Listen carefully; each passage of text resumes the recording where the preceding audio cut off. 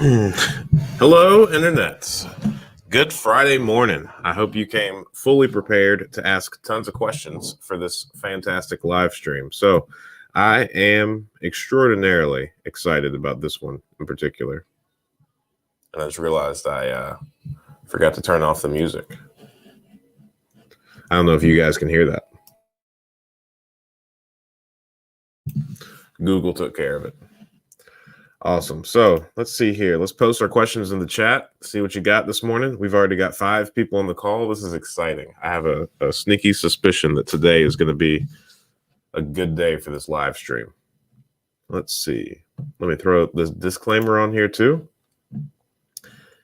And let's go ahead and get this up on. Here we go.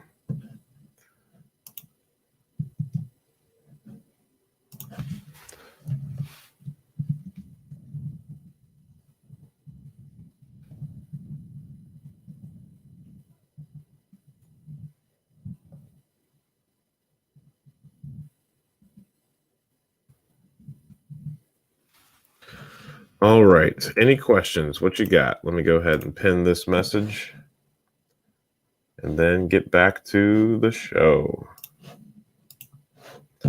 Well, I guess let me go ahead and update you guys on what we've got going on. So we have started filling some vacancies. We finally got some units rent ready, and the rental market is very hot at the moment. Properties do not stay listed for long before dozens and dozens of applications come in. Let's see. I think last week we were down to 17. We were up to 17 vacancies, and now we are, let's see.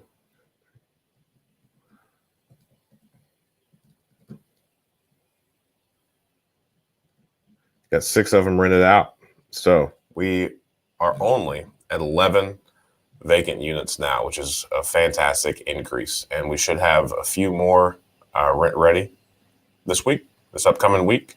So we're able to finish the week pretty strong, in my humble but highly accurate opinion. Let's see. Good morning, Tolu. I'm happy to see you here again, and I hope that things are starting to turn for you. But hey, if nothing else, you sure are persistent. So it's just a matter of time before a great deal comes along your way. And look at that. Increase your deal flow today with a free 7-day trial to PropStream.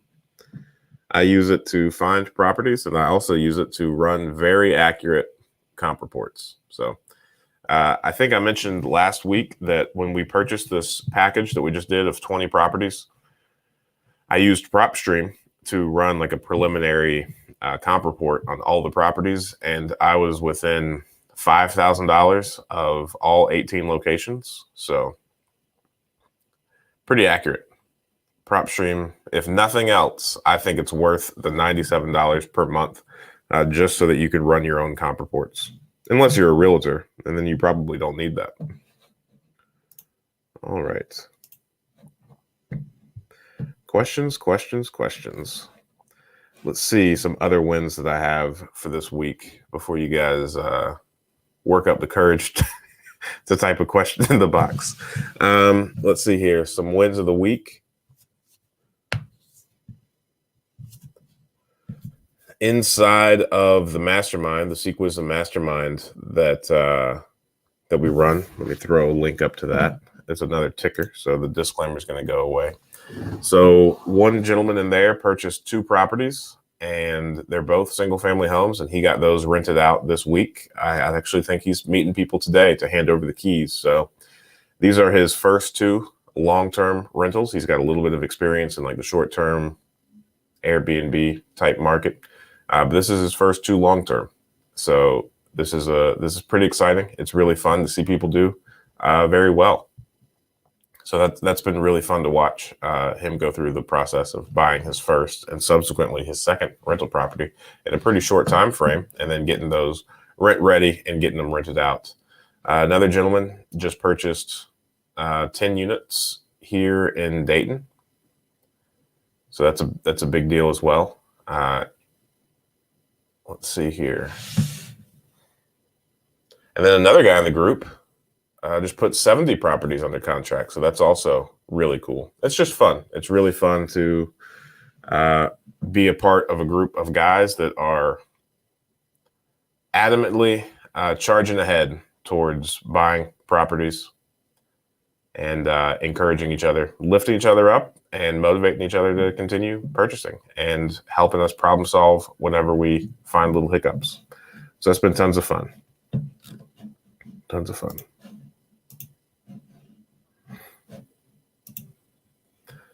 All right. Well, hey, I'm down to sit here in awkward silence. We have 3 people on now. I guess we started strong. I guess we just had some random click-ins for the initial 7. So let me think of some other things that I could talk about while some more people roll in. And I know a lot of you guys are on here every week and have probably already asked a lot of your questions. So no worries. But this might get pretty awkward pretty quick if we don't find something to talk about. So I'm going to sit here and think about some other wins that I had.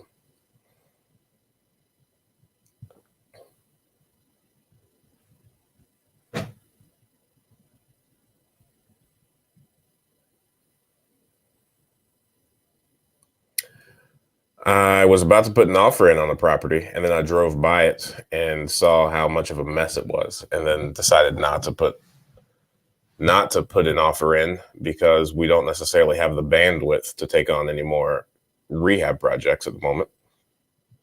Bandwidth / desire. We have our hands full with our 11 vacancies. And some of those, I know at least 3 of those are full redo everything. So those are going to take a while. Maybe 4 of them. Let's see. I made an offer on a home. Cash flow is about $200. House is $155K. Have you heard back yet? When are you supposed to hear back? Hey, man. Nikolay. I'm happy you're on here again, man. It's the end of your day, right? Or it's about to be the end of your day. One of my friends went to Russia recently, and I can't remember exactly when we were talking, but it was already tomorrow for him. So I thought it was really cool, probably a cliche joke to ask him if it's going to be a good day. I know it's not a great deal, but I plan on keeping it for a long time. Hopefully it appreciates fast. In your market, it probably will, or it won't, but the market could go down. But, I think like we've talked about before, if you've got your 30-year goggles on, if you're looking at this for the next 15, 20, 30 years, I mean, you're probably going to be hard pressed for anything to go seriously sideways that you can't handle. As long as you're not extraordinarily negligent, then everything should turn out to be pretty solid. So I wouldn't have any reservations. And, as hard as you've been trying to get a deal, I am not saying lower your standards just to get your foot in the door. But in the extraordinarily competitive market that you're in, as fervently as you've been trying to find a deal, I think it is most certainly okay to accept a base hit and not kind of continue to hold out for the home run. And I think, $200 a cash flow per month, while on its face, that's probably pretty low. I mean, I still think that's a solid base hit. And that's what it's all about in the single family space. And when I was around like the 30 or 40 property mark, I really struggled with the fact that sometimes I was putting forth a great deal of effort and outlaying a tremendous amount of capital to, in the end, get a very little amount of cash back at the end of the month. So kind of like what you're saying about the 200 per month cash flow. So especially when I'm looking at like close friends of mine that are making, tens of thousands of dollars per month, or even hundreds of thousands of dollars per month. So buying these properties, let's say we were buying 5 or 6 per month, just to increase, and let's say they're all at $200 per month cash flow. It seems a bit crazy to put forth, and let's say we bought them all. So 5 properties, $200 per month, $1,000 a month, and those 5 properties were 50 grand each. So now we spent $250,000 just to make $1,000 per month. And I got really sidetracked and kind of twisted up, and I had a tough time realizing that building a fantastic single family portfolio is all about hitting base hits. Yes, there's going to be occasions where you get a phenomenal deal. You're in the right place at the right time, and you have the appropriate amount of capital on hand to take down the deal. But for the most part, the longer you do this, if you truly want to grow a large portfolio, then the base hits become really important, because you can't hold out for just the home runs. So don't be discouraged. That's what this whole portfolio, that's what this entire thing is built around, is just regularly showing up, hitting the base hits, getting your rental properties with $200 per month cash flow, and then immediately looking for the next one. And the only way that it can really go south, if you're not negligent over the next 20, 30 years, is if you just kind of stop trying, which I guess in turn is becoming negligent. So, over the next 20, 30 years, you're going to have the appreciation, you're going to have the principal pay down, you're going to have the cash flow, even if it is just $200 per month. And you're also going to have all the tax benefits. So when it's all said and done, if you look at it for the full life cycle of owning that property, then it's a phenomenal deal. And even though it doesn't result in too much immediate capital, it's still a fantastic play for your net worth and for, I guess, the estate that you're going to be able to leave your loved ones. Oh, nice. Oh, no, don't be embarrassed. No, not at all. Oh, I hope that rant just helped a little bit. Tenant already in the house. No major work needs to be done right away. Pays $1,200 per month. Walked the house on Tuesday. Inspection was done yesterday. Waiting for a report. Awesome. Good work. No, not at all. I think this is a solid deal, like I just said. And I think, yeah, I would not be embarrassed about this one at all. I mean, like I said, it's all about the base hits. And, I think I might need to do a better job at also, I mean, the base hits are like, right, they're not fun. They're not exciting.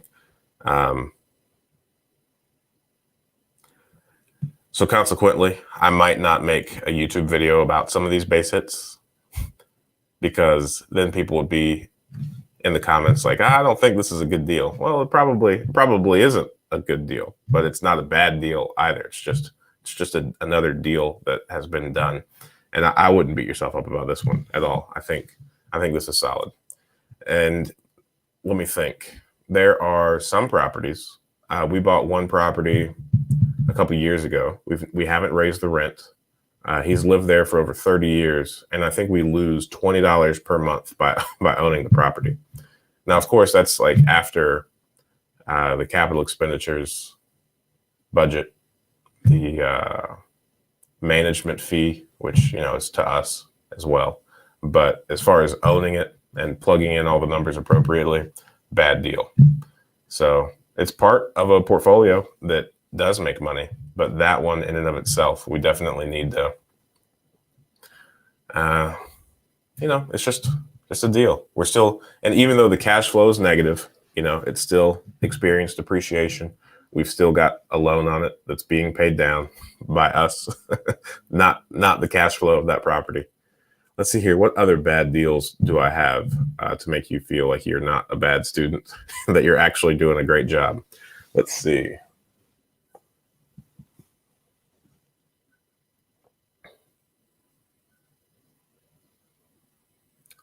Now, I've got one property that I will never talk about. I guess I can't say that because I'm about to tell you about it. We bought it for $10,000. It's a duplex, and it is not a good duplex at all.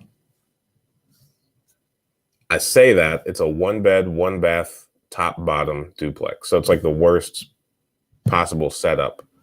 And it used to be a single family home. It was chopped up, and they removed the interior stairwell and added an exterior stairwell very poorly. So it's definitely falling down.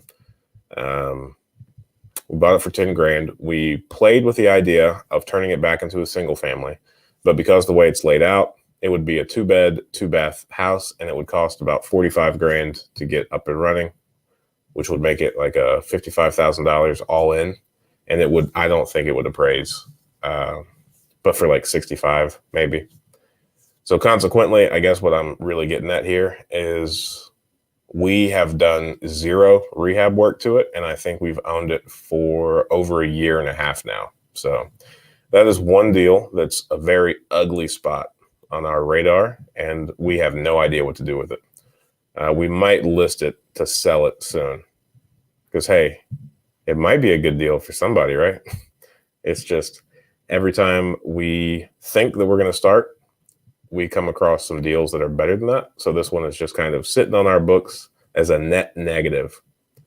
So there you go, Tolu. There are some of the things off the top of my head about all the bad things that I've done from a real estate perspective. All that to say, you're doing good. You're doing really good. Oh, awesome. That's what I like to hear. Good work. All right. Let's see if I've got anything else.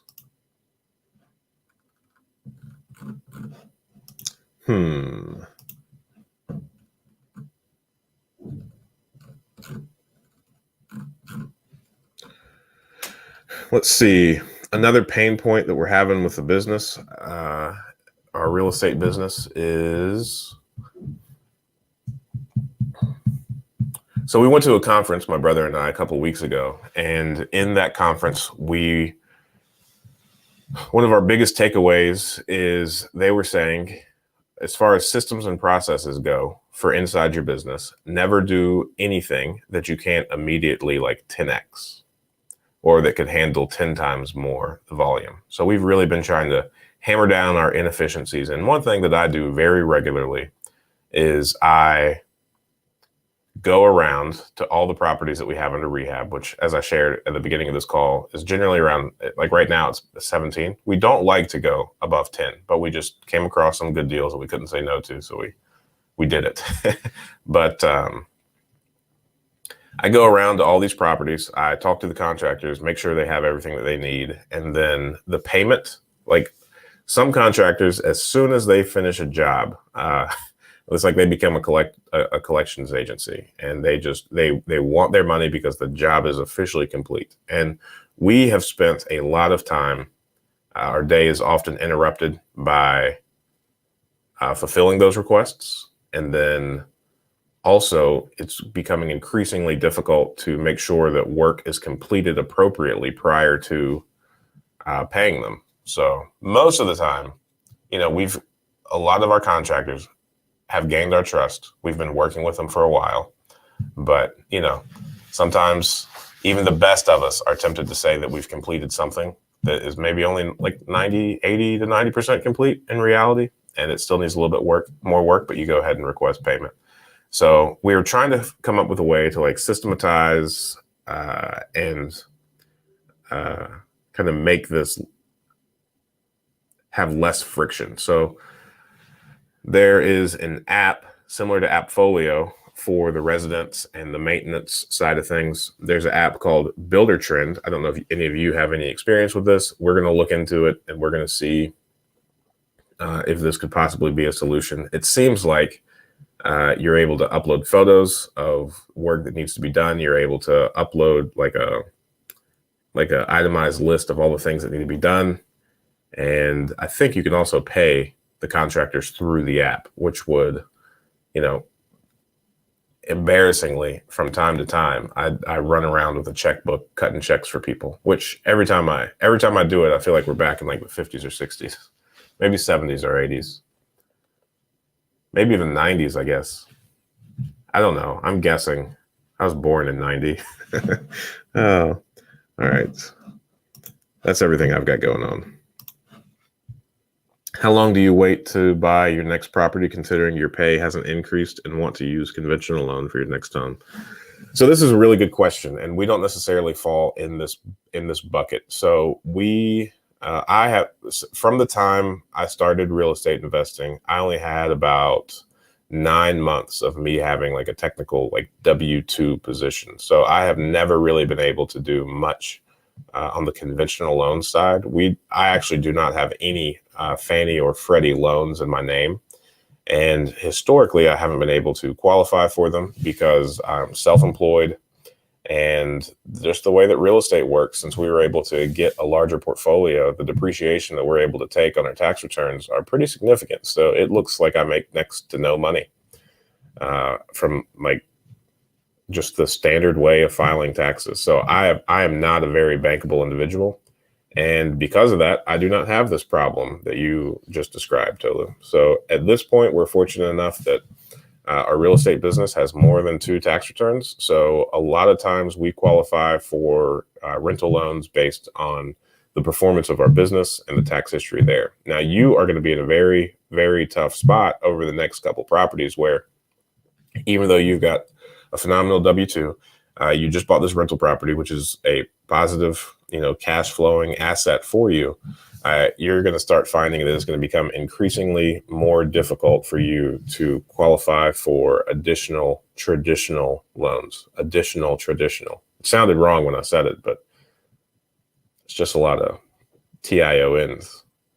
Additional traditional loans. It's going to get more and more difficult. So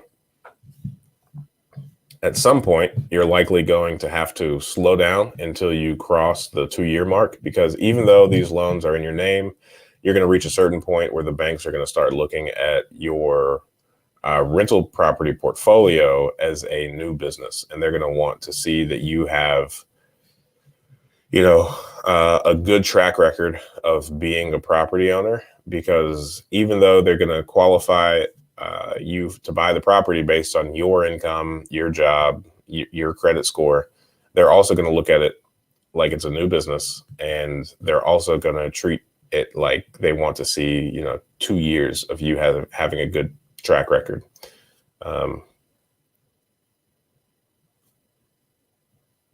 So you might not be able to increase your portfolio too much using only traditional loans. You might need to start looking at, after you get like 2 or 3 under your belt,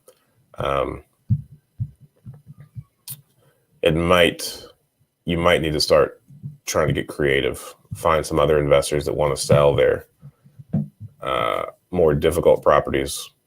And then another thing that you could do is, let me actually answer your question too. So how long would I wait?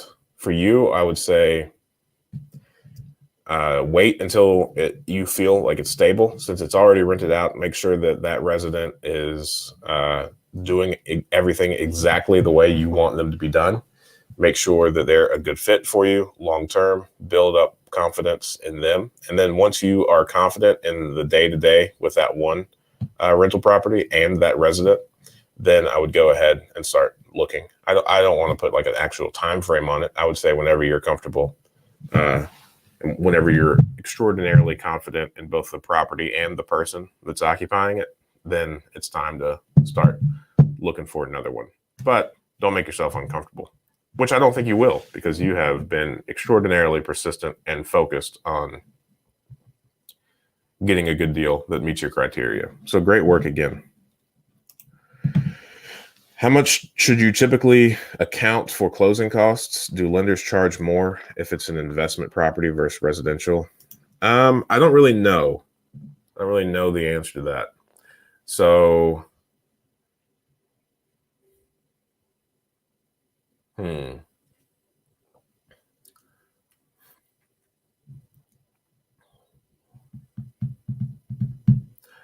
And the reason I don't know the answer to that is a lot of our purchases are done so in cash, even if it's not our own cash, even if it is, a friend or family member that's doing the first position mortgage on it, it's still their cash transferred to the title agency. and we don't go through the bank. So there's not a origination fee or anything like that. Now, when we refinance, those costs exist, but generally when we refinance, it's a cash out refinance and we just get lesser amount of cash back because of those closing costs. So because we buy properties this way, our closing costs on the purchase are pretty slim, and our closing costs on the refinance are generally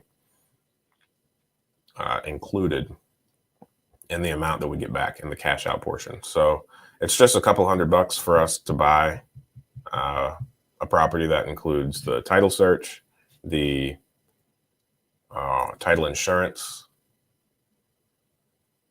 and then the filing fees.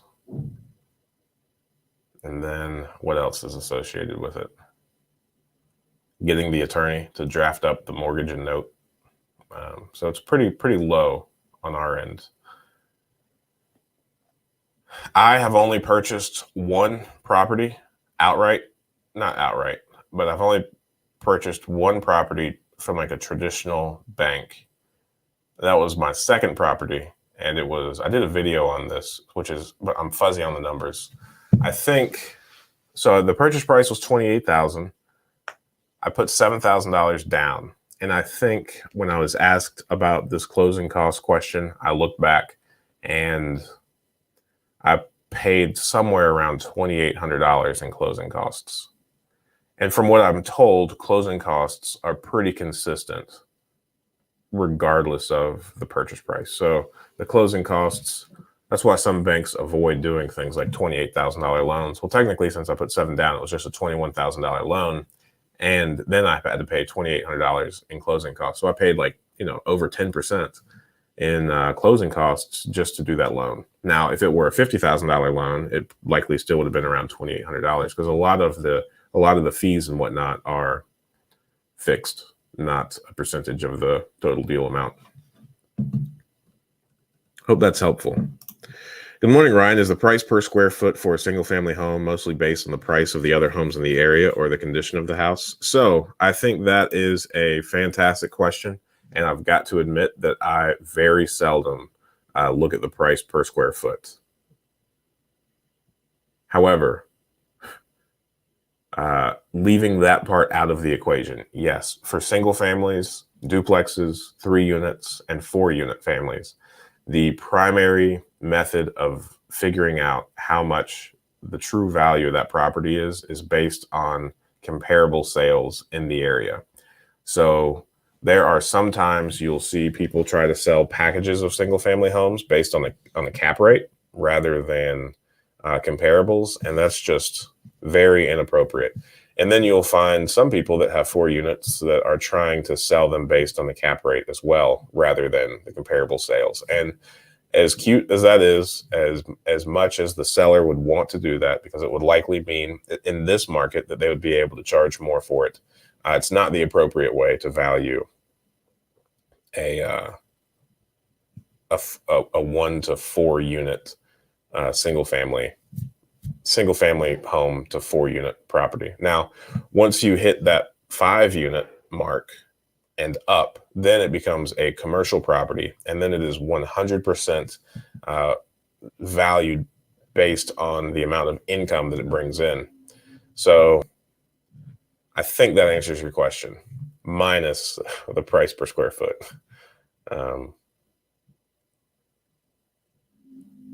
Always comparable sales in the single family space. Gerard Clark. Good morning, Ryan. What's your thoughts on the proposed changes to the 1031 tax exchange from the President of the United States of America? I don't have any. I honestly don't know what his proposed things are. And this is probably short-sighted on my end, but I do not keep up with the news. I do not read proposed things. I respond to, the reality. I'm not large enough to sit down and map out the futures of my businesses based on proposals, because especially in this modern political system, there are buku proposals and very little of them actually come to fruition. So it would be a massive time suck to try to plan around and speculate based on proposals, in my opinion, which is probably wrong. Uh, I heard something funny the other day. Somebody said, "Often wrong, never in doubt." I just get a lot of chuckles out of that. But I'm not claiming that that's what I am. I'm claiming I'm often wrong, but I'm not saying I'm never in doubt. I'm very aware that I'm often wrong. So uh, yeah, I don't have any thoughts on it, and I'm also so far away from being to the place where I need to do any 1031 exchanges. I'm very happy with all the assets that we're adding to our portfolio, and I don't foresee myself selling any of them in the foreseeable future. So, sorry, I can't provide any expert advice on that. I would just say be careful how much time you spend uh, speculating.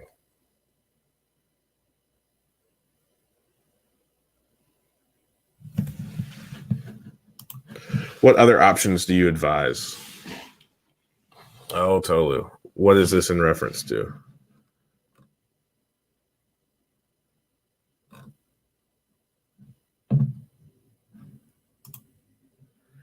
Thanks, man. Hey, I appreciate you being on here.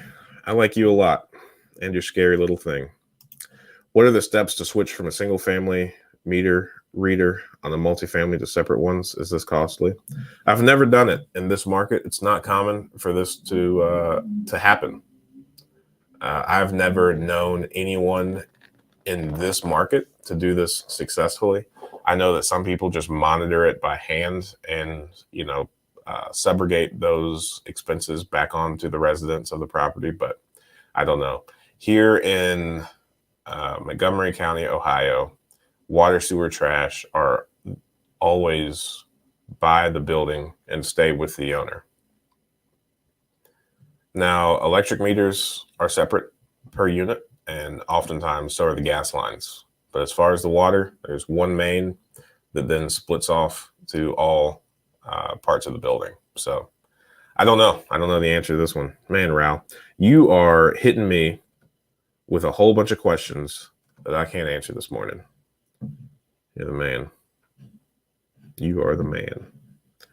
You already answered the question. See, that's what I'm talking about. Answering questions I don't even know about. Here we go. How bad will it be once the moratorium is over? Do you think many small apartment owners will be selling everything off? I doubt it, man. I really do. And I saw a fun chart that I almost posted to my channel a couple days ago, and it was just going over. I wish I did. I wish I took a screenshot or something, but it was just going over the different markets and the number of potential foreclosures that could be happening.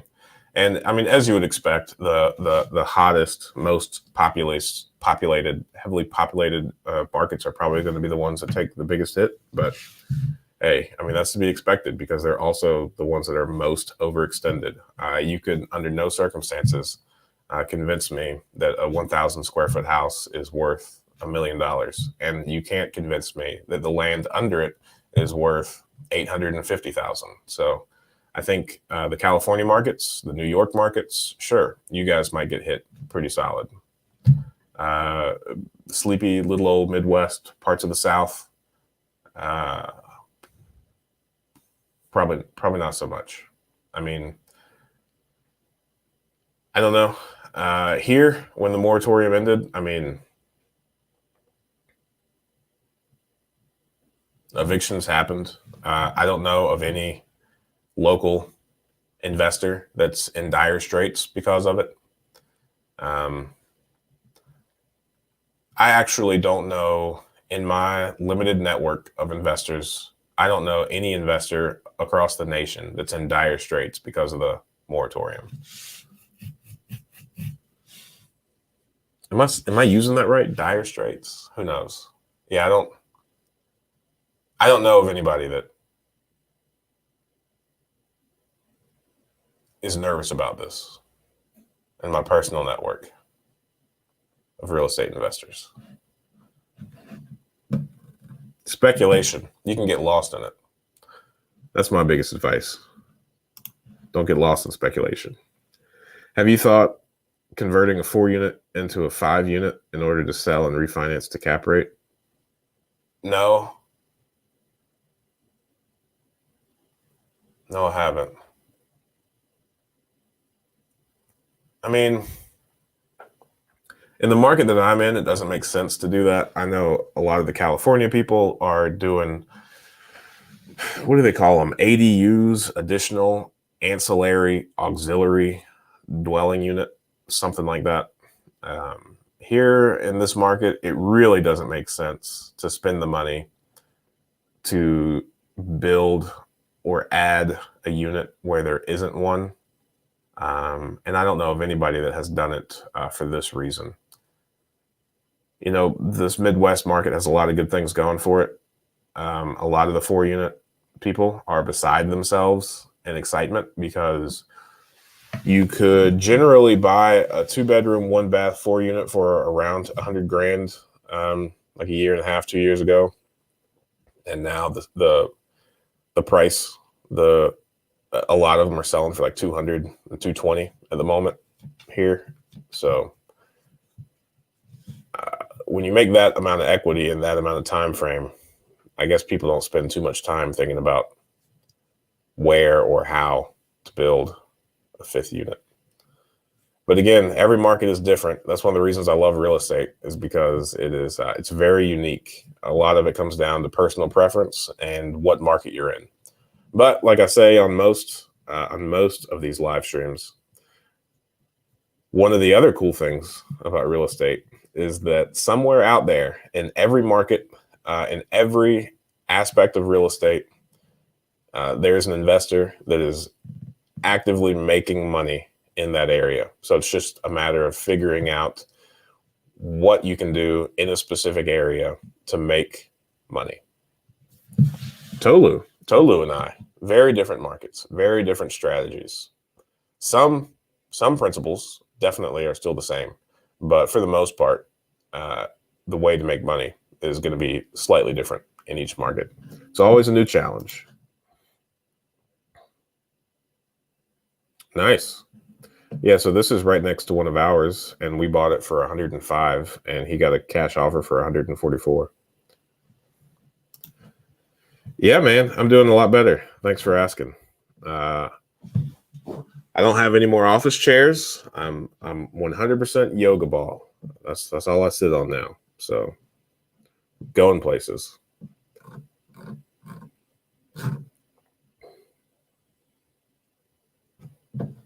Awesome. Man, Gerard Clark asking some good questions. Let's see here. Dominic. People are throwing me some curveballs today. Raul, who asked about the 1031? Gerard Clark. 1031 and adding 5th units.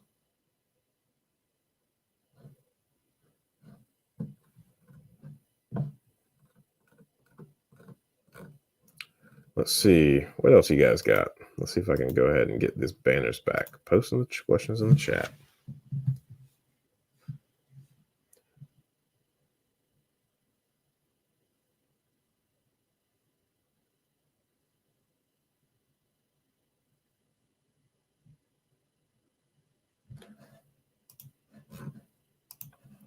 Hey, man. I'm happy to see you on here again.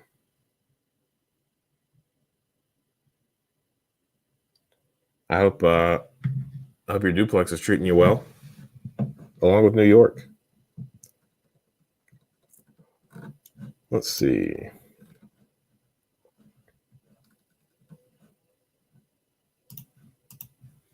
There we go. My disclaimer.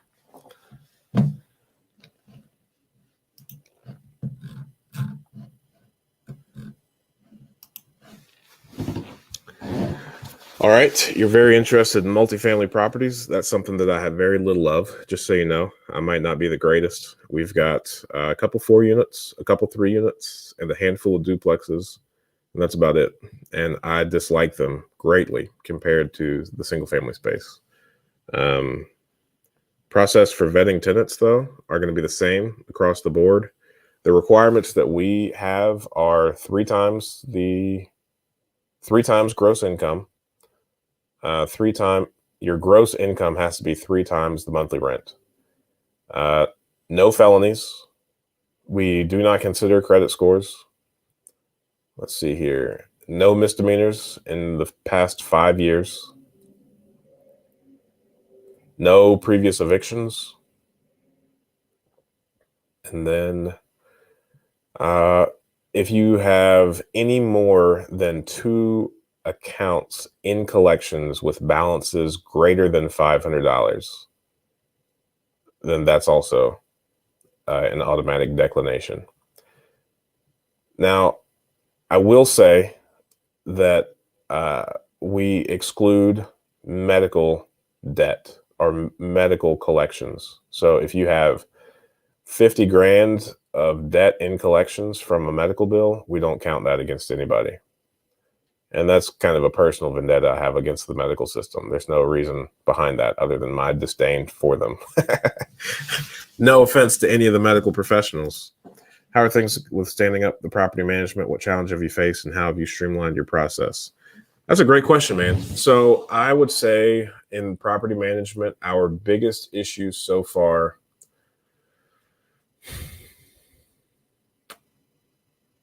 we subcontract out all of our maintenance requests, and we don't have a clear method of following up to make sure that these have been done. So we've been spending a lot of time tightening that up, and I think we're onto something. But unfortunately, we have had 3 or 4 maintenance requests that have fallen through the cracks, and we have not handled those in a timely manner. So that's definitely a metric that we are looking to fix. But other than that, I think it's been pretty slick. You know, we utilize technology heavily. We don't have a phone number that we could be reached on. You can call it and it sends you over to like an automated system. And then everything else we communicate, we do our best to only communicate via text message and through the online portal. We use Appfolio, and we try to use every function of Appfolio to fully leverage the efficiencies that program has to offer. Now, one of the reasons that we like to do that, so there's 2 reasons. First, everybody would prefer to call in. We get that, but 2 things happen. It doesn't allow people to work deeply. So phone calls, as everybody's familiar, interrupt the flow of your day. And then also a lot gets missed when it's a phone call. Either the person that takes the phone call forgets to actually make the work order or something like that. Or people are kind of confused about what was said or what wasn't said, or people, everybody remembers conversations just slightly differently. So when we do things 100% on the portal, from the online system to filing the work orders to texting that phone number that is integrated in the app, then nothing is lost. I can see what everybody else says, and everybody else can see what I say. So it almost completely eliminates any discrepancy on what took place, and that's been helpful. Let's see here, what else? We have posted a job description. We've posted an opening for a job for our management company. And I think our first full-time hire is going to be like a project manager / small-time maintenance person. So since we do subcontract out all of our work, some of the things that kind of eats me up a little bit are like, once I had to subcontract out somebody going in and turning on, the main water valve to the house because the resident that just moved in didn't know how to do it. And that's something that, a service call really hurts for. So things like that, smaller maintenance things that's just, 10, 15-minute fix, changing locks, something like that, that we would like to have our in-house person do that. And then also just, manage all the projects, do the pre-inspections before people move in, make sure that they're not going to move into a place that has a tremendous amount of, still a punch list remaining. And that was one of the most painful things, I think, is that we didn't originally have a system set up in place. So we were moving people in, and then they were finding 10, 15 things wrong with the property that they were all little things. Nothing was deal breakers. And everybody's been very, very patient, because we do get people out there as quickly as possible to handle those. But we definitely should have a system to make sure that all of those things are handled, and we go through and manually check everything before we move somebody in. Just nobody likes to move into a place full of problems. Nice. South Carolina is a really good market. So I think to finish that thought, once we hire this first person, I think that's going to allow us to become even more streamlined and remove a lot of the friction points that we are currently experiencing. Because truth be told, the bottleneck of this business is little old Ryan Ingram. So there are some things that I need to get help with, because we have maxed out the efficiency of our business, as reliant as it is on me at the moment. Best way to negotiate down property management fee of 10%. Thinking of negotiate. Hey, brother, watch out. That's a slippery slope. I mean, negotiate all you want, but you get what you pay for, especially if you're in a DCB area. I'd be really cautious, man, because it is a failing business model. I do not believe that property management in these markets is ever going to be a profitable business. I think that 10% fee is way too low. So let's think through the math here real quick. And I can do this real fast now because I've had this conversation on a few other live streams too. But man, let's say you're renting a place out for 800, let's round it up to $1,000. Let's say you're renting a place out for $1,000 a month, 10%, $100. The management fee is $100. In order to manage your property to the high standards that you have for your rental properties, that person has $100 per month to allocate. So let's say they pay themselves $25 an hour. What do they got? 4 hours that they have to finish everything related to your property on. Well, that's not a very scalable thing. So what are they going to do? Hire somebody else? So now that might kick it up to $35, $40 an hour. So now you're close to 2.5 hours that they can spend on your property. And, that gets exhausted really quickly, especially if you want everything to be, nice and tidy. So then, a lot of these property management companies make a lot of money on the repairs and maintenance of your property, charging like a 10% override on the contractor's labor.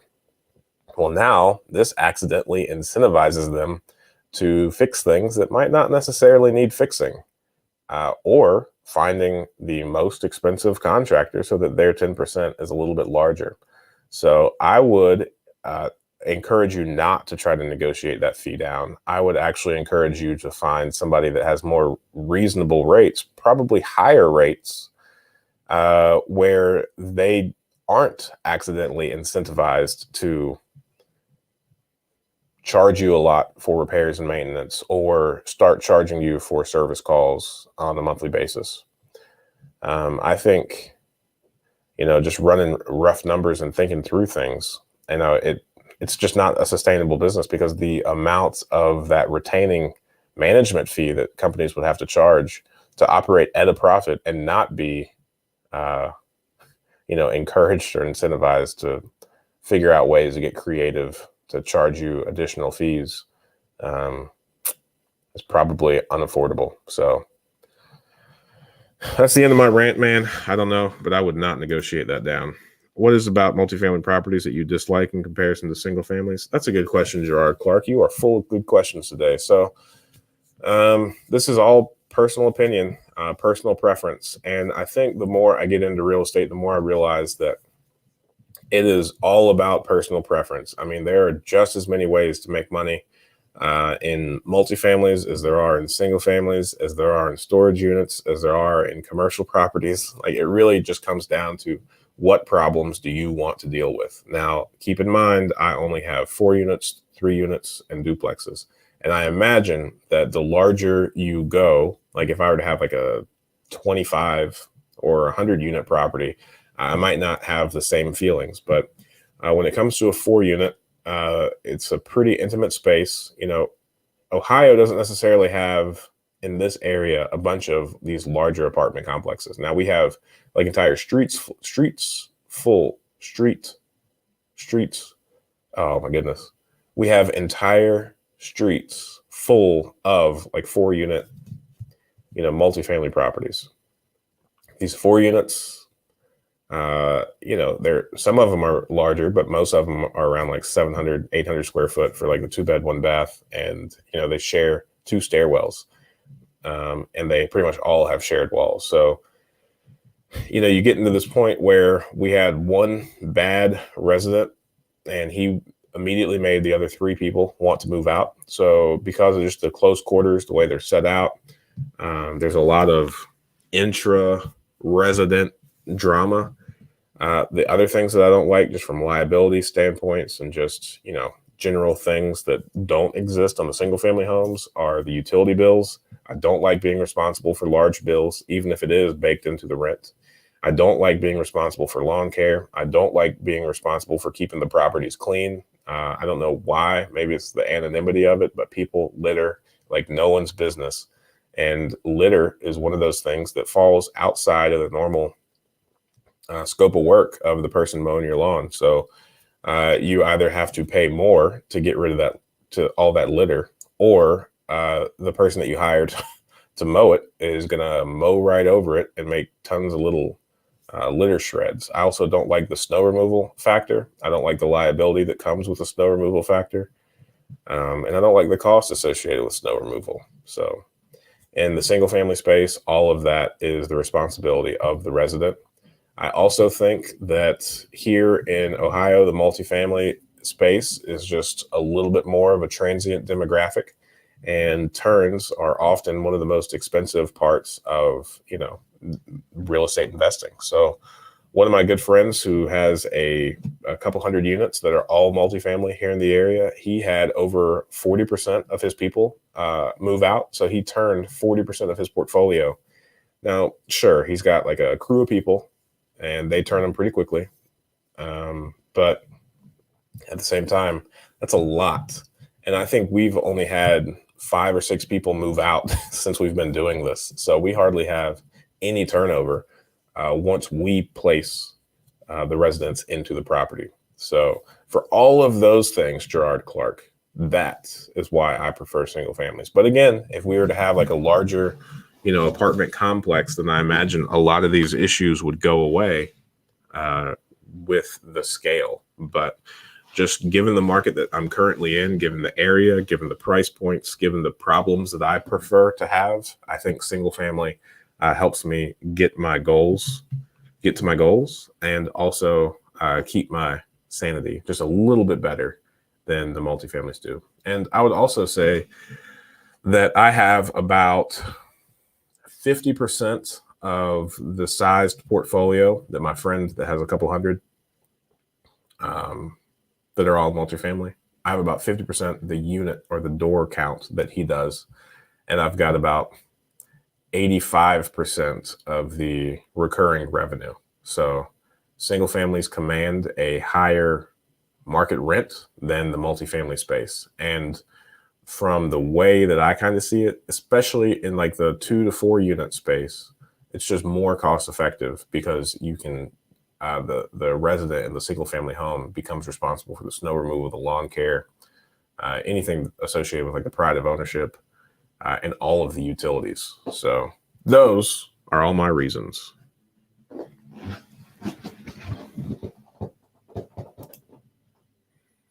Thanks, man.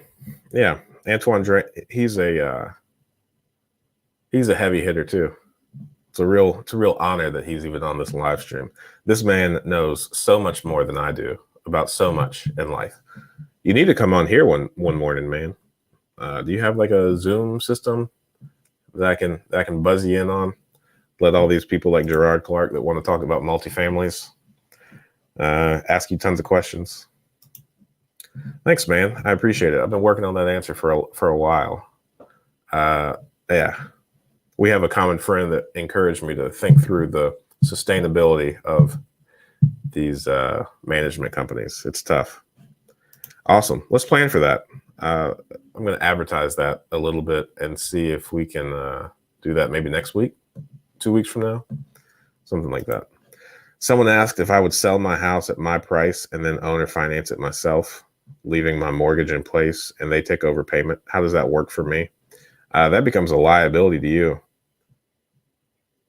Yeah, I don't like stuff like this because okay, I'm gonna try and make good points here. um,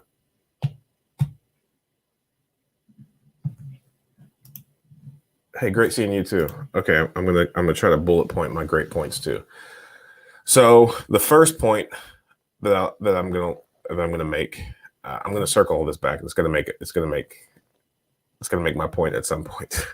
So the first thing that I'd like to make is the main exposure in owning real estate is not the purchase price. The main exposure is all of the things that could potentially go wrong with the property, keeping up with all the deferred maintenance. I mean, I did this one like capital X calculator because when I started real estate investing, I was coming hot and heavy off the Dave Ramsey train.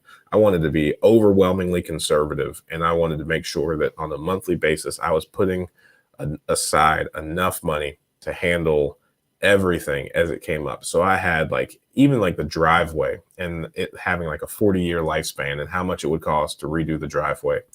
Uh, all of the items that were included in making up the home on this spreadsheet. And I've made it available somewhere. After I finish this rant, I will find that link and I'll post it in this chat.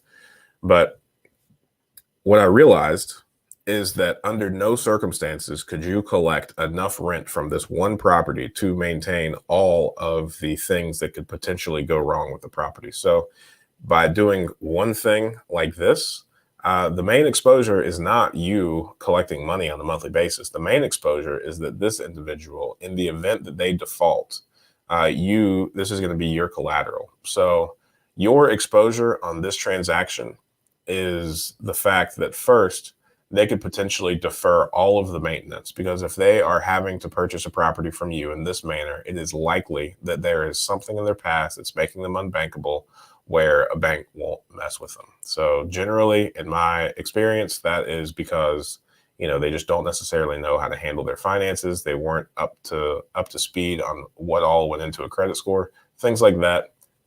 Not necessarily a red flag, but just something to be mindful of because if they defer all the maintenance from the time they start living in the property until the time they default, then the purchase price, their down payment, that's really irrelevant because you're going to have to go back and fix all of the things that they potentially destroy. So you have a massive exposure on the maintenance side. The second exposure that you're taking on by doing something this way is the credit of it. So if the mortgage remains in your name and they begin making your payment, anytime that they miss that payment, it's going to be reflected on your credit score, not theirs. So even though I really don't care about credit scores, theirs isn't the one that's at risk. So the entire time that you two are in this contract together, you are shouldering almost all of the brunt of the liability, and you're taking on all the exposure from a material and maintenance aspect as well in the event that they default. So I guess what I'm saying is as awesome as your house is now, there's a potential that you get it back since it's the collateral destroyed and also have your credit destroyed in the process.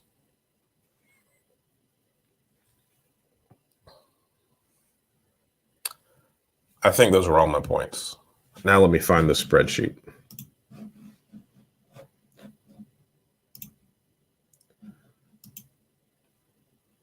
I hope those were good points. I had fun making them. Copy of CalcX. There we go. All right, here we go. Oh yeah, no, I most certainly would not mess with a property company. This is somebody that watched a couple of YouTube videos about how to wholesale or how to build a real estate portfolio with no money down and are just trying to do some direct mail marketing or skip trace advertising and are trying to find the people that might think this is a good idea. I would not do it. And as we had that one conversation, man, I yeah, man. I tell you what, I wouldn't. Oh yeah, there you go. Sounds like someone did a weekend guru seminar. You're right. Yeah. uh, let's see. I think I skipped some. Oh no, this is just where I started. Okay. My 2 units are going great. Best decision I've ever made.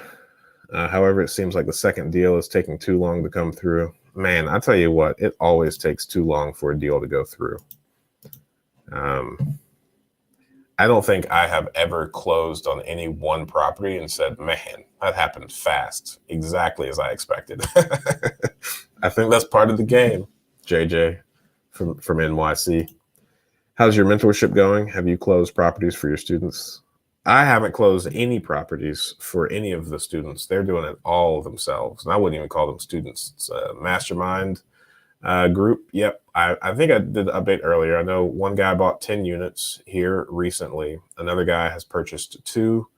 One guy just put 70 under contract. But to be fair, he's a heavy hitter, and his portfolio was larger than ours, and it's about to be again once he closes on these 70. So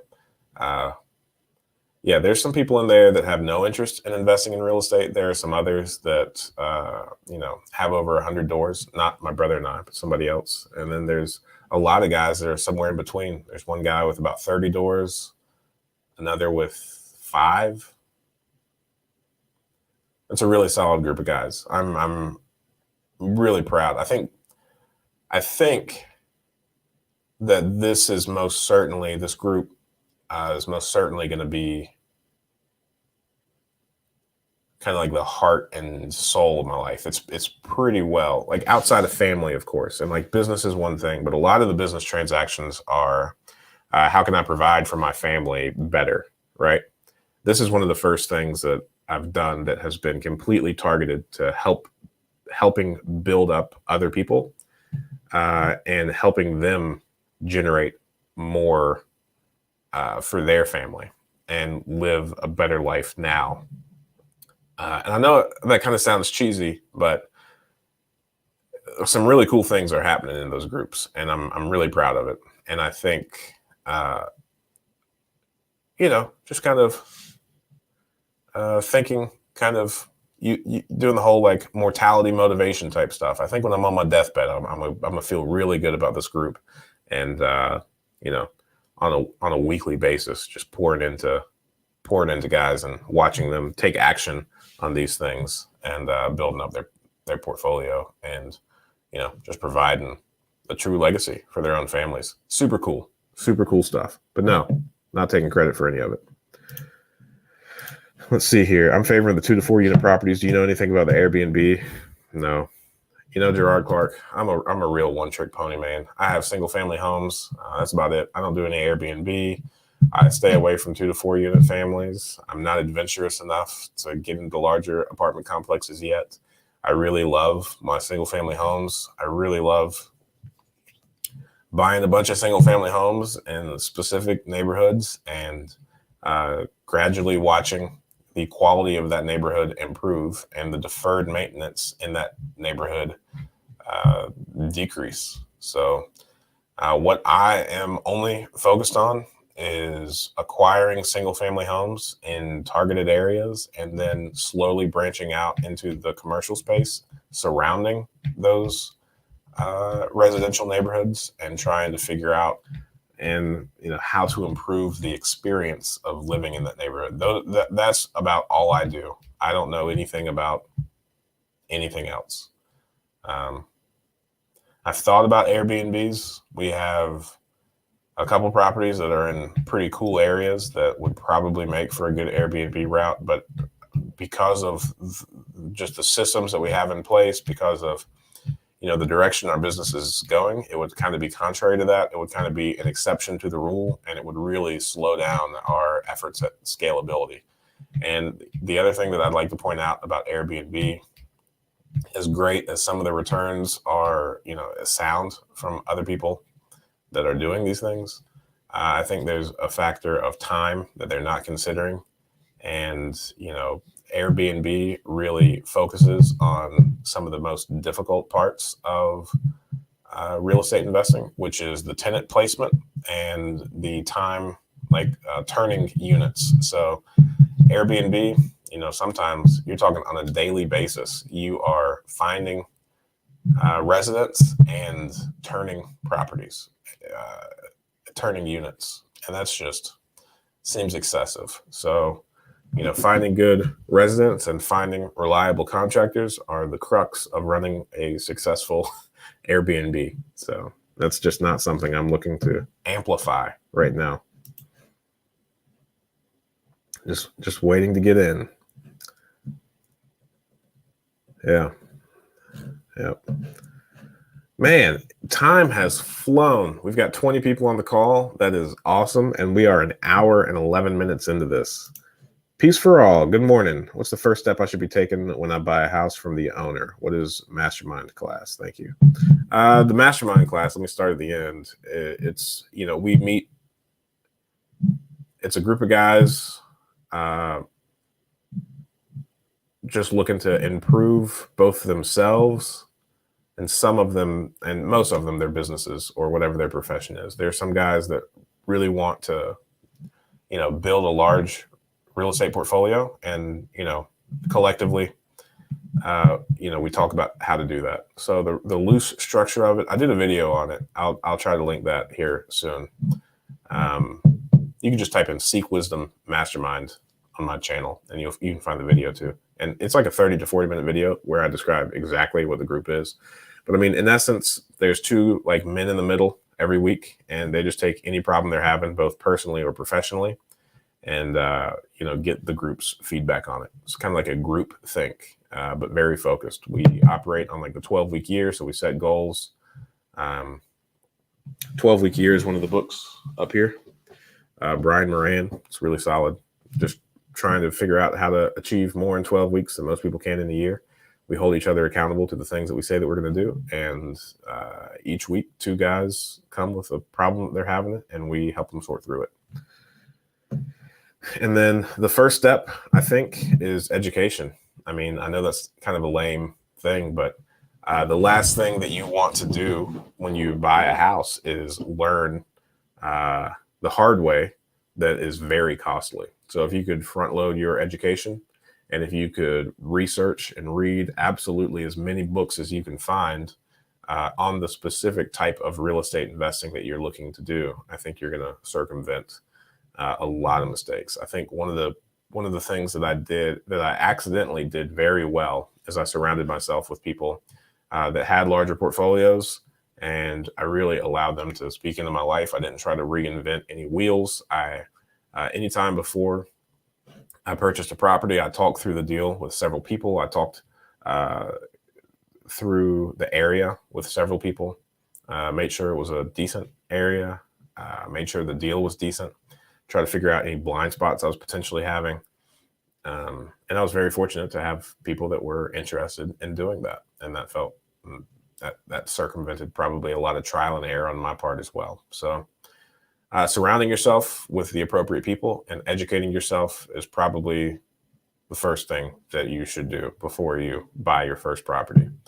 And then learning just how to really run the numbers very well, and figuring out what a good deal looks like for you specifically. So things that work for me might not work for you in your market, and things that work for other people in your market might not necessarily be to your liking. So kind of finding your own criteria for what a good deal looks like for you, and then not settling for anything less than that.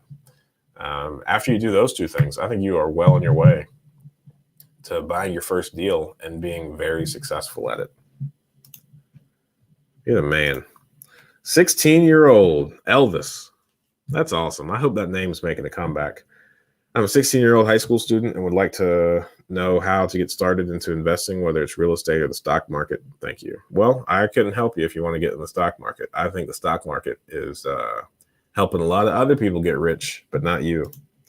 Do you have an end goal for your portfolio, monthly income, number of units? At some point, will Ryan Ingram move to Fiji to sip martinis on the beach all day?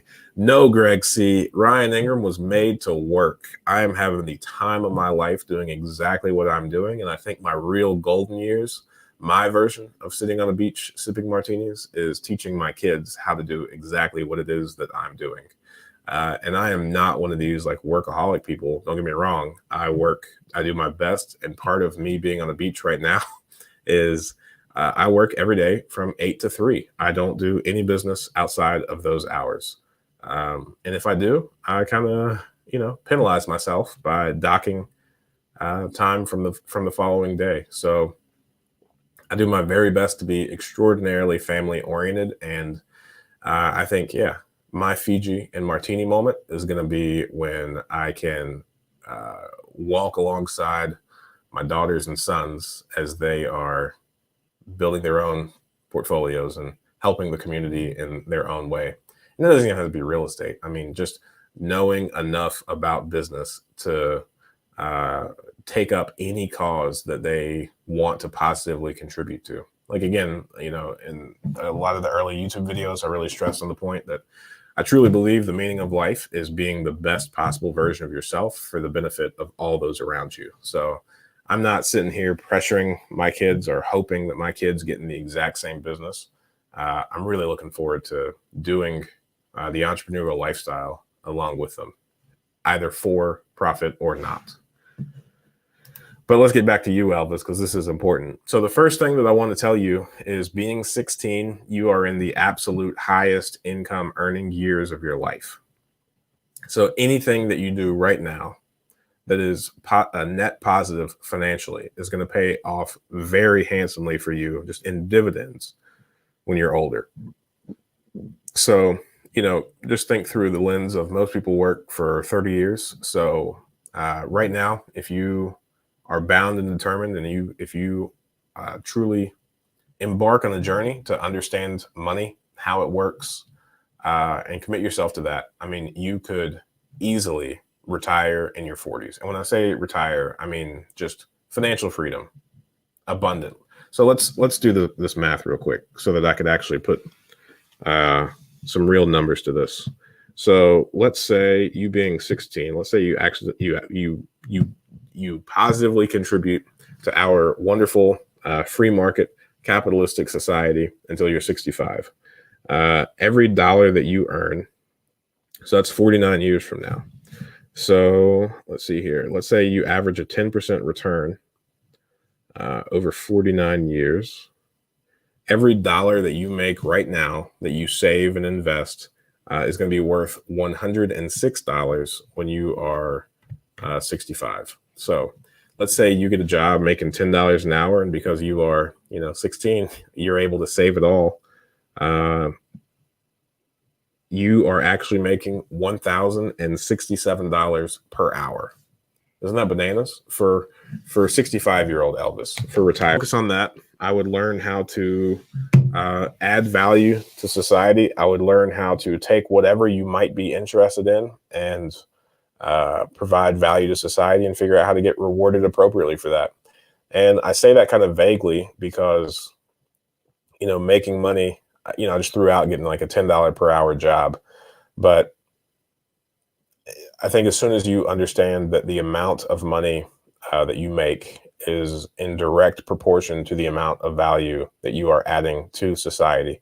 And if you get hired at $10 per hour, it's because you're only solving a $10 per hour problem for the company. So either if you want to work for someone else, figure out how to solve bigger problems for them even before they ask you. So if you get hired on at $10 an hour, and then you just be observant and figure out what their issues are and how to solve them, they're obviously going to pay you a lot more money. And if they don't, then find somebody that will.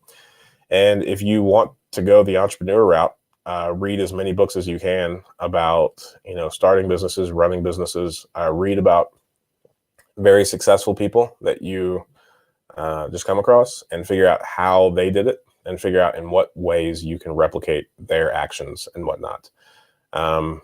Now, sometimes when I say things like the amount of money that you make is directly proportionate to the amount of value that you add to society, some people really don't like that.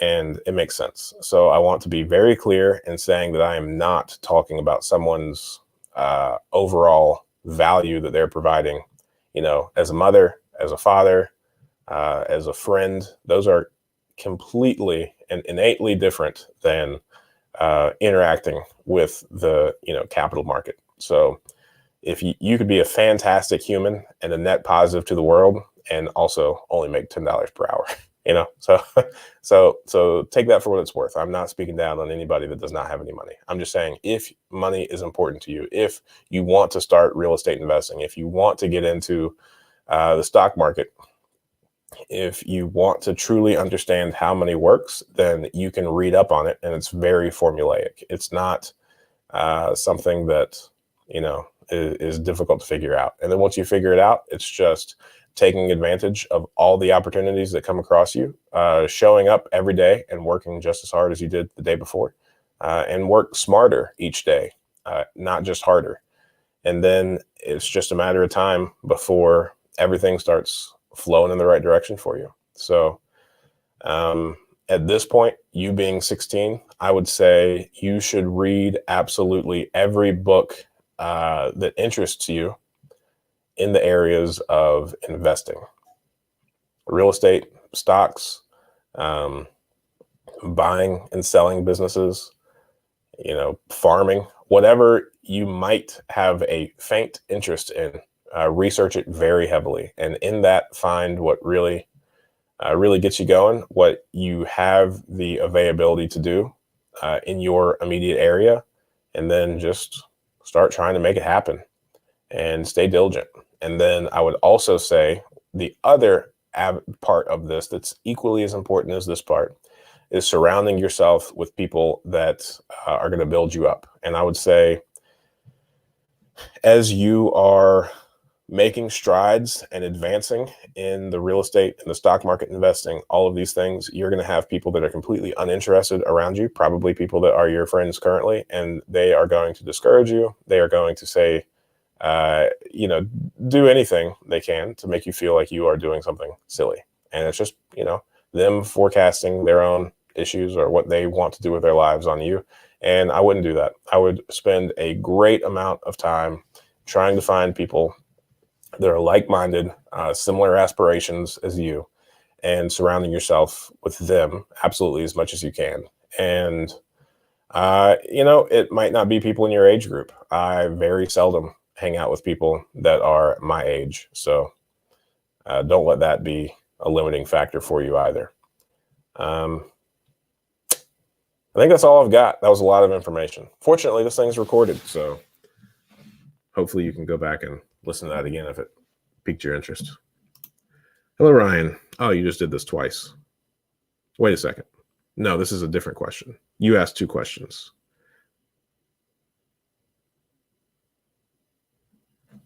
Uh, 16, high school, would like to know how to get started in investing, whether it's real estate or the stock market, and what books do you recommend? Oh, this is easy. This is a good one. I've got a list, because whenever I was really trying to figure out how to change my life, everybody said read. You should read. And, people like Warren Buffett, you hear rumors about them reading for like 8 hours a day. Don't know if that's true, but these people never tell you what they read. They just tell you that they read often. So whenever I was starting,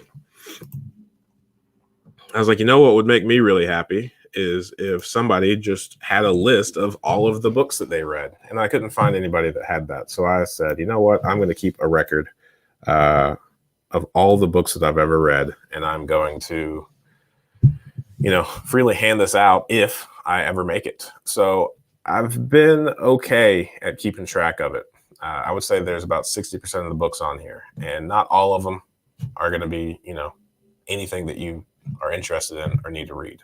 So just sift through those. These are the ones that I've read. And I also think another key thing about reading is a lot of times people want like 5 books. And the cool thing about wisdom, which is behind me here, is that there's no one spot where wisdom hangs out where you can get all of it, right? The only way to really acquire wisdom is in the form of little nuggets, very slowly, from an array of different places. And one day you're going to have all these little nuggets collected in one spot. So there's not going to be one book that has all of the answers. So I get this question a lot about like what book would you most recommend?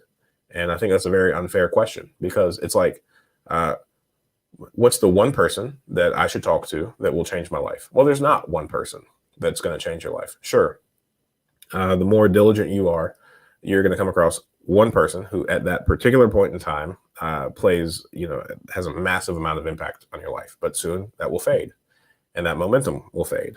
And yes, it may have forever altered the trajectory of your life, but at the same point, you have to keep charging forward. And there's going to be another person. If you keep charging forward, it's going to have an equal or greater impact on your life. So there's no one person, there's no one book. It is reading as many books as you can and retaining 1 to 2 really awesome things from each book. So when I first started this book list, I had a key takeaway column, and I couldn't keep up with it, so I deleted it. But if you're likely more organized and better at these things than I am, so I definitely think reading each book and then making notes of your key takeaway of each book is probably one of the greatest things that you can do. Um, Another rant. You got me all fired up, Elvis. Doesn't have electrical replacement. What's your guidance on that cost? Oof. That makes sense. That makes a lot of sense as to why it's not on there. I was around 40 properties deep before I ever touched anything to do with the electric. Rewiring an entire house cost about $8,000. Well, I also paid about $12,000 once when I rewired an entire house.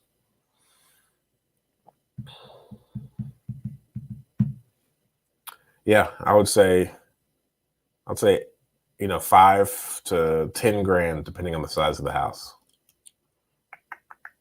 That's a good point. I'll add that in there. What is the way of buying the house from the owner without involving realtor? That's pretty easy. You can do that just by having like a purchase sale agreement. And then once both parties agree to the terms and sign the purchase sale agreement, which is a template, probably if you just type in your state and then real estate purchase sale agreement, you'll likely get like your area board of realtors generic version. That's what I use. And then you just go through there, mark all the things that are applicable to this transaction. A lot of them won't be.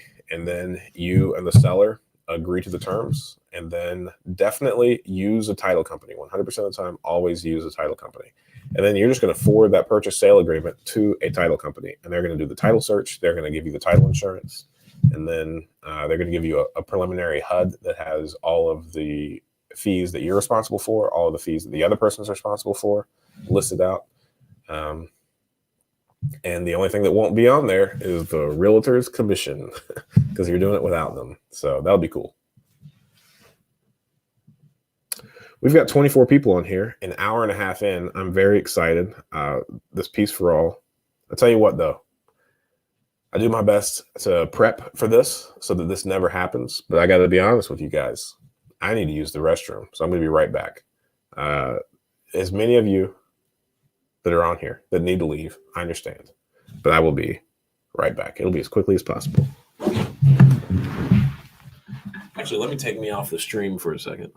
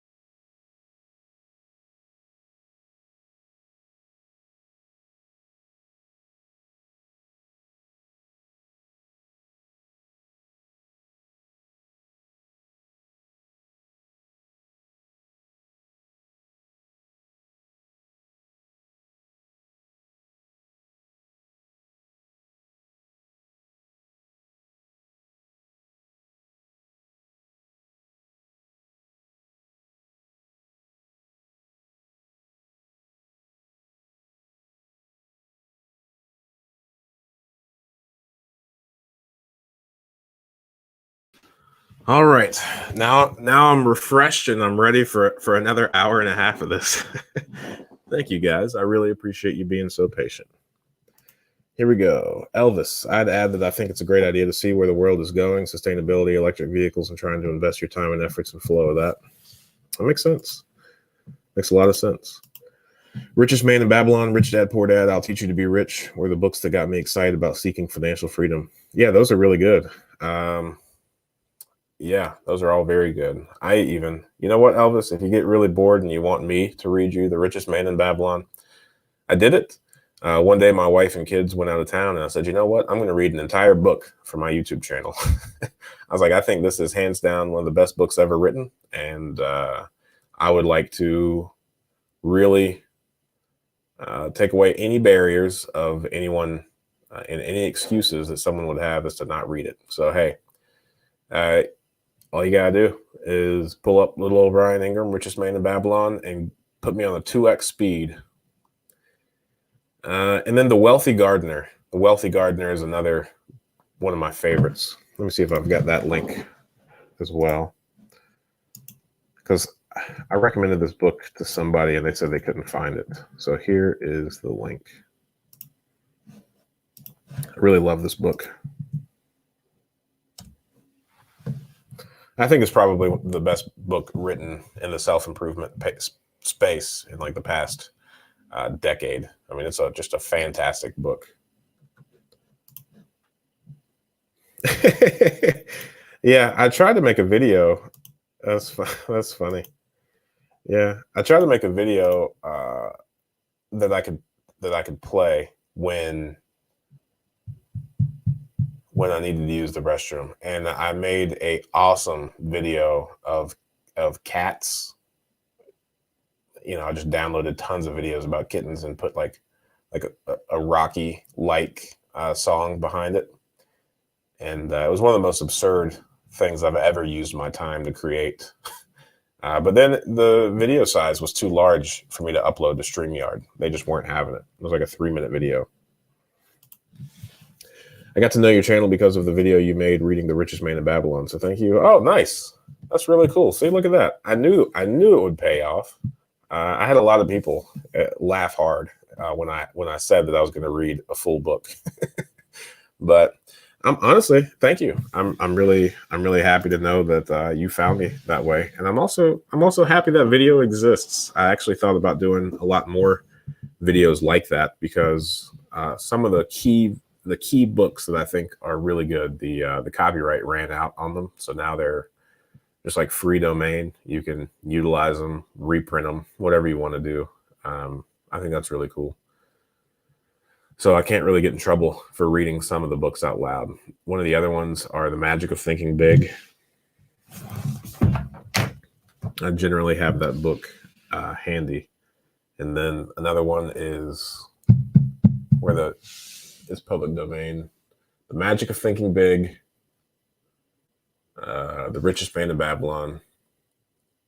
Oh, Dale Carnegie's How to Win Friends and Influence People. One of the best books about being a good person to other people probably ever written. That one is now public domain.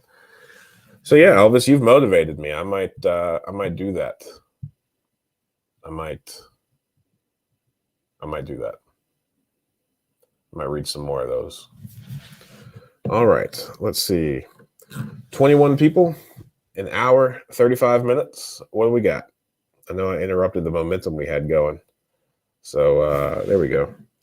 That would be awesome if you periodically read a book like that. I'd be interested in viewing it. Hey, that's all I need, man. So you and Elvis have both motivated me to do that. So next time my wife and kids go out of town, because it takes multiple hours, and my mouth was very sore after doing that from start to finish. Because I think the people that read their own books on Audible, I think they do it in segments. I don't think they do it all at once. So yeah, but I'm definitely eager to do it again. Cool. Let's see here. What else do we have? Let me scroll through, see if I missed anything.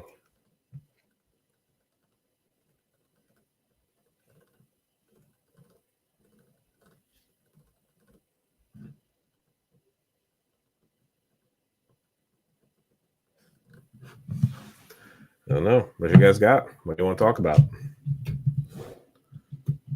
I'm down to talk all day.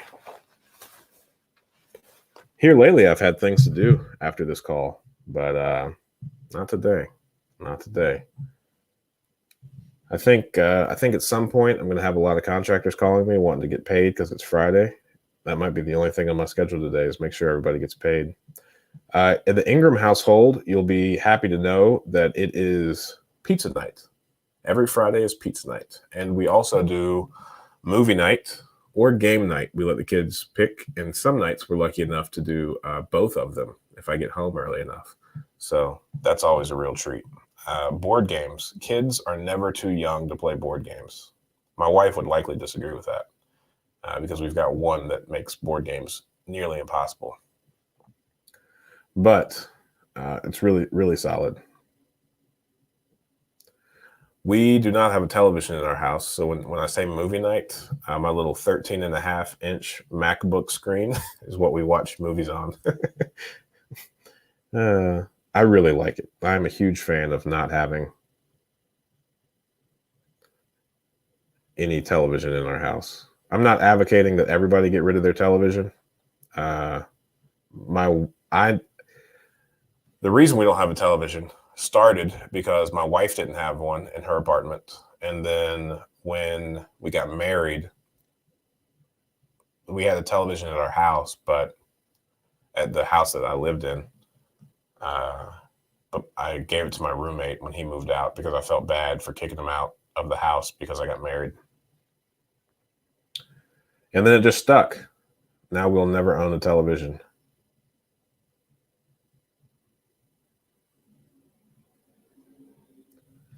Let's see. Building Wealth One House at a Time, Babylon Schwab by John Schwab. Yeah. That's a really good book. That's one of my favorite books. When I first started investing and I first realized that I really want to focus on single family homes, I was a little bit kind of confused about it. And everybody else that I knew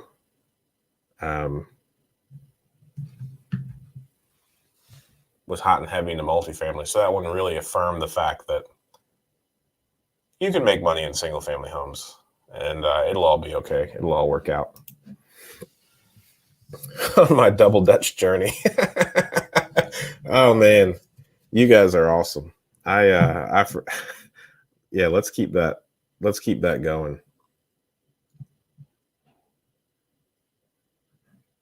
I'm trying to learn how to better analyze markets for investment. What approach do you take? What criteria do you include and exclude? Okay, this is a good question. And this is one that I don't necessarily have the best of answers for, but we're going to give it a shot. So I was in Durham, North Carolina, and I was in law enforcement when I started there in like 2011. You could buy almost any home in a particular area for like $5 or $10 grand. And then about 6 years later, when I left, the homes in the same neighborhood were selling for like 200, 250,000. And these were not like ideal neighborhoods for anyone. And from the jaded cop in me, was just like, what in the world? Like, why would anyone pay any amount of money to live here? Right? Both of those are false, right? That was just me being super jaded. I had a lot of stuff I needed to work through personally. So then when I was, one of the whole reasons that I left law enforcement was because it was really important for my wife and I that she'd be a stay-at-home mom. So we had our first kid and I just couldn't cut it. I couldn't swing it on my law enforcement salary alone. She was an assistant principal. She made like almost 2 times what I did. So I had a lot of ground to cover because the way that we built our lives, sure, I probably could have swung it on a law enforcement salary, but that would have put us in the paycheck to paycheck category hard. And dipping into our savings anytime anything unexpected occurred, right? No way to live. I'd always been really frugal. And at that point, I was saving maybe 60% of my salary. So I was big into saving. I really just wanted to figure out So, I just needed to figure out that problem. How do I make more money? How do I allow my wife to be a stay-at-home mom? And what I realized was that I knew nothing about money. I always considered myself to be a high-performing person, and I could accomplish most things that I set my mind out to. So I just really wanted to set my mind out to understanding money. So what that led me to realize was in law enforcement, I was truly just selling away my time for a very low amount of money. And there was never going to be enough time in the world for me or in my life for me to make the amount of money necessary to fill that gap. So I took a commission only job in sales, right? So I went from law enforcement to commission only sales. It was not an easy jump to make. And, I had absolutely $0 guaranteed. And that was a tough mental gap to go through. I promise I'm going to get to your point and your question. But that was a tough mental hurdle to go from leaving the comfort of law enforcement to going commission only.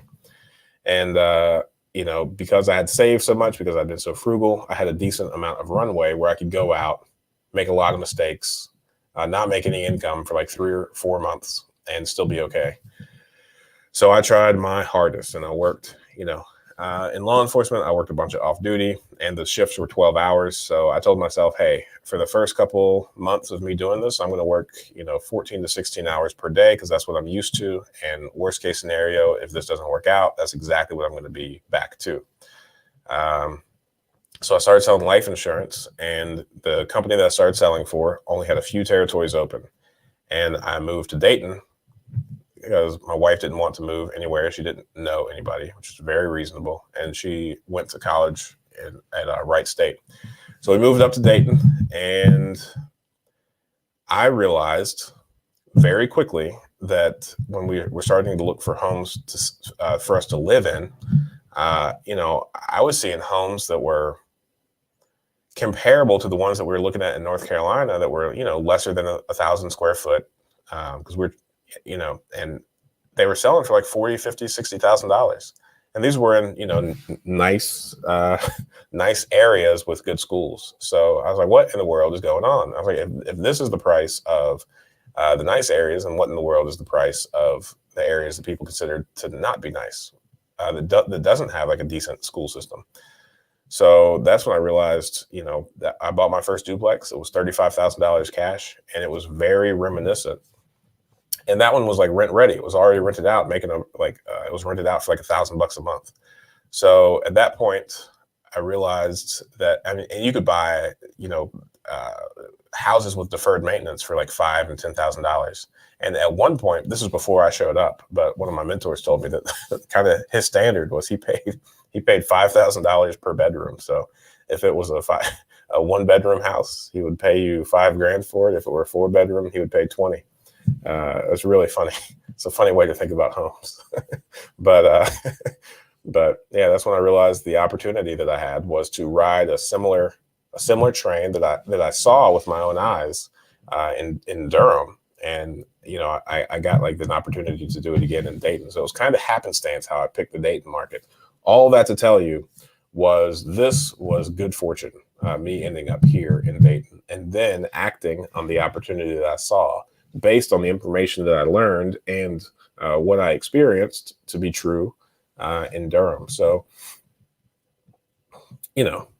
there were a bunch of people that lived here that didn't take advantage of the opportunity because they couldn't get caught up in how bad the area was or whatever personal things that they, kind of forecasted onto the situation. So now, if I were to enter another market, I would say the things that I would look for are the cost to entry, the return for sure. So like right now, we're in a good rhythm of getting about a 2% return. And when I say 2%, I mean, if we buy a house for $40,000, we want to be able to rent it out for at least $800. Now, as the market is increasing, we still get 2 to 3% homes every now and then, but for the most part, I would say our average purchase now is down to like the 1.6 range. And that's okay because, I get a lot of people on this channel ask me if, because the market is increasing, should I not buy? Should I wait until the market decreases? And I don't think that's the case. And I think in any other investment vehicle out there, the professionals would tell you it's dollar cost average, right? So sure, I was able to buy some homes for as little as, $3,000. So it's okay if I overpay on others, so long as I stay investing forever, and just kind of dollar cost average into my single family home portfolio. Now I know that's not exactly the right utilization of all those terms, but it's okay to continue purchasing, even though the $5,000 per bedroom standard is long gone. um, so I would definitely look for the returns, the price to enter a market, and then I would really love to drive around the area and just figure out how I feel about it. Just like people like McDonald's speculates what areas they need to go into, I think you should be looking for probably similar things. What's the infrastructure like there? You could probably buy some really cheap homes that don't, like, in areas that like don't have a downtown, operate on like a volunteer fire department. And I'm not saying anything wrong about that. I'm just saying the chances of massive appreciation in those areas are very unlikely unless whatever big town or big city is, that's closest to there experience a tremendous amount of growth. So Dayton, we used to be a really large like auto and aviation place. We have the remnants of the infrastructure, like downtown is still like 40% vacant. Um, and then a lot of my properties are along the main thoroughfare going from downtown to one of the wealthier suburbs. So I'm on that main track. So I figure if downtown increases and if people want to start moving closer to downtown, then uh, the majority of my portfolio is in a decent kind of like comfort blanket that these two might merge together. Now it's very speculative, but that's one of the things that really appealed to me about this area, and where I particularly invested. So I would want to see some sort of infrastructure that could support growth, and then a couple other arbitrary signs that I could point to that could be a potential for a large amount of growth. And then I wouldn't be comfortable investing anywhere that's just overly crime ridden. If I were to talk to some of my Dayton police officer friends, sure, they might try to convince me that Dayton is overly crime ridden, but it is not. We have a very low amount of crime compared to like the purchase price of these homes. So I think just the familiarity with what could potentially happen in the area, I think that's really important. And again, there's no like textbook, this is how you do it, or this is not how you do it. The people that come up with a textbook and follow that textbook are people that have to put together massive presentations to investors as to why they made the decision that they did. But I wouldn't say those are the standards. I would say, since this is a smaller portfolio, this is your single family home portfolio, you can make the rules, you define your own comforts, you find the things that you think are able to support an upward trend in the market and go from there. What a long rant. It has been so long since I've looked at the comments on this. I guess I need to end this rant and look down. I'm so sorry I talked for that long in such a roundabout way. It's because I use the restroom. I've got a whole bunch of more brain capacity now. Let's see. I think this is the answer. I think this is the question I just answered. I'm impressed 19 of you listened to that. Have you played the board game of Cash Flow 101 or 202? It's a different take on real estate and investing in Monopoly. I have. I like that game a lot. And as you play that game, you'll realize that the purchase price really doesn't matter, right? It's all about the cash flow of it. You aren't missing anything on TV. Good choice. Thanks, man. Isaiah Booker. Hey, man. This is the first time I've ever seen you on this live stream. Definitely the first time I've read any comments from you. So thanks for joining us, man. I really appreciate it. Hey, I get tons of great info from your channel. Thank you. Thanks for everything. Question: where did you find your mentor, and would you happen to know anyone willing to mentor in the Chicago area? You know what, man? I just might, and I owe him a call anyway, so I'll figure that out And now I don't know if he's in Chicago. I may have just, okay, I think I'm wrong. Because when I met him, he told me where he was and all that. And then I asked him later before the conference, man, I'm like, oh, are you going back to Chicago now? And he said, what? No, I'm in Indiana. So now that I'm thinking about this guy more, he's not actually in Chicago. Let me think about it, though. I'll get back with you. Send me an email. Let me put my email up here. Ryan@seekwisdom.us. There we go. Send me an email, and I'll work on that.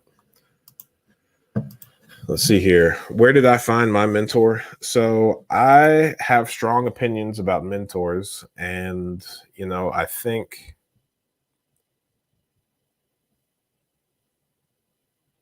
you should always be on the lookout for a lot of them. And I would say one thing that has been brought to my attention as of late, that I think is very important when you're looking for mentors, is always give or find ways to give way more than you take. So in this mentor relationship, even though you're looking to them for specific advice, don't only call them when you need something. Make sure that you're always looking for ways to improve whatever it is that they've got going on. So always try and give way more than you take, even from mentors. And even if you think this person is light years ahead of you and there's no possible way that you could provide any value to them, I would definitely encourage you to get creative and find ways that you could provide value. Now, let's see here. What else?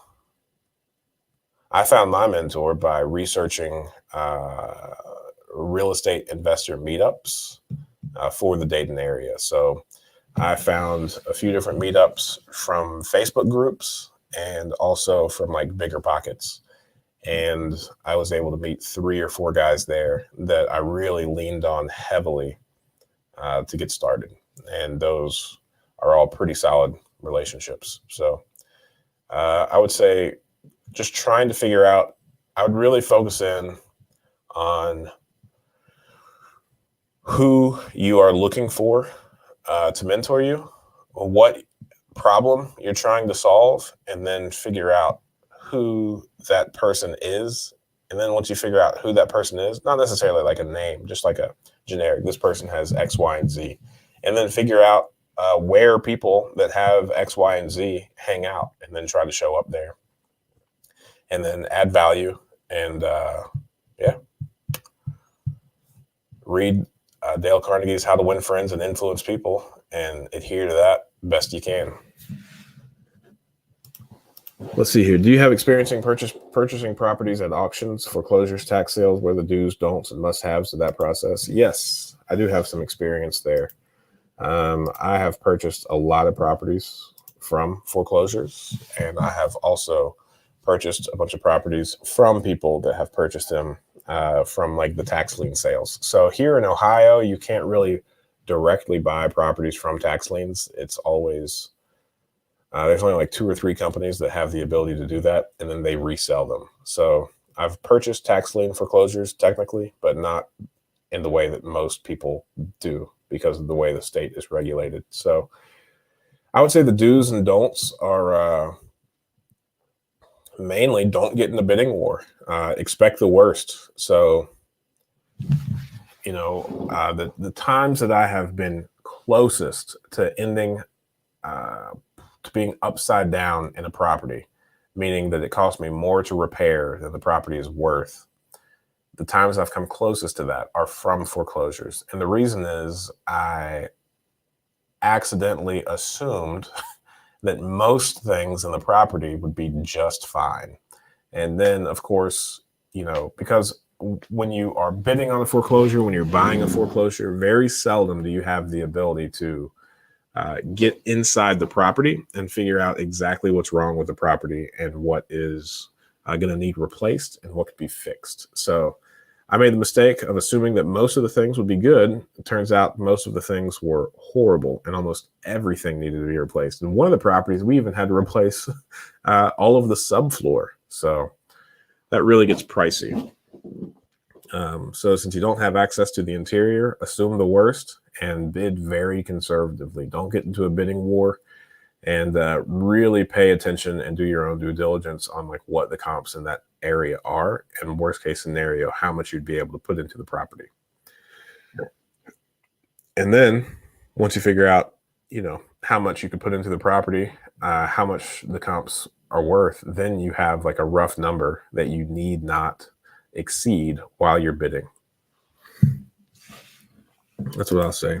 I see many people renting for years. Do you think this is convenient, or should they buy a house and pay mortgage? I think they should do the latter. They have to pay property tax. What's your advice? Different strokes for different folks, man. I do not think that homeownership is the end all be all.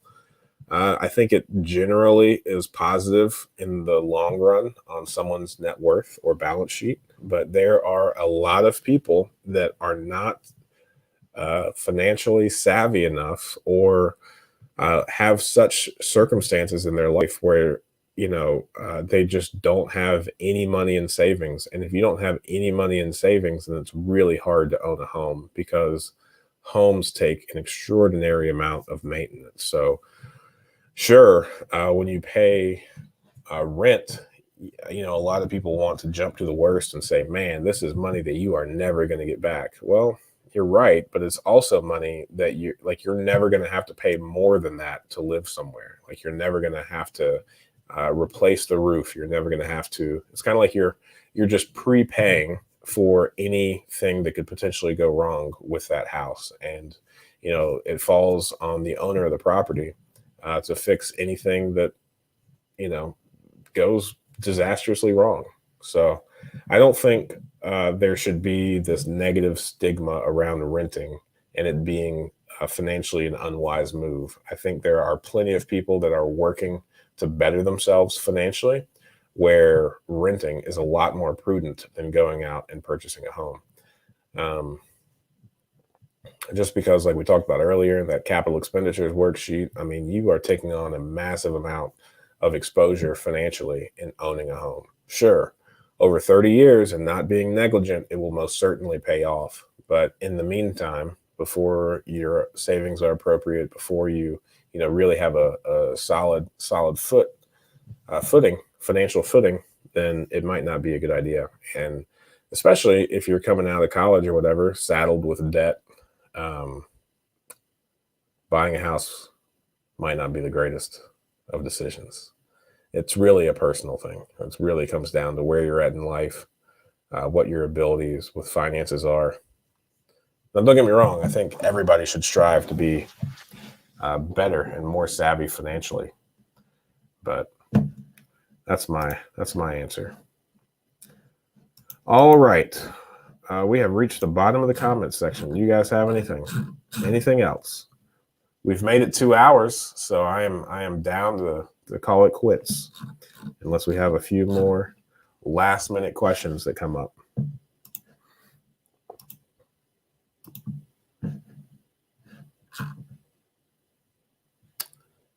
Anything?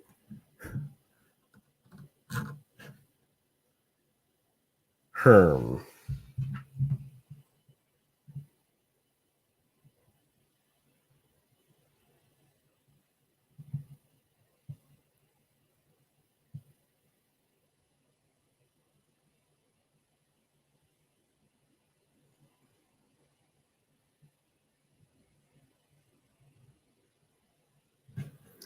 Alrighty, well, that will do it. Hey, next Friday, same bat time, same bat channel, 8 a.m. Eastern Standard Time, right here on the YouTubes. I will be live to answer any of your real estate questions. And hey, in the meantime, get a 7-day free trial to PropStream. It's a really good service. Alrighty, I will see you all next week. Thanks for spending your Friday morning with me. Talk soon, and go out there and invest and make some money.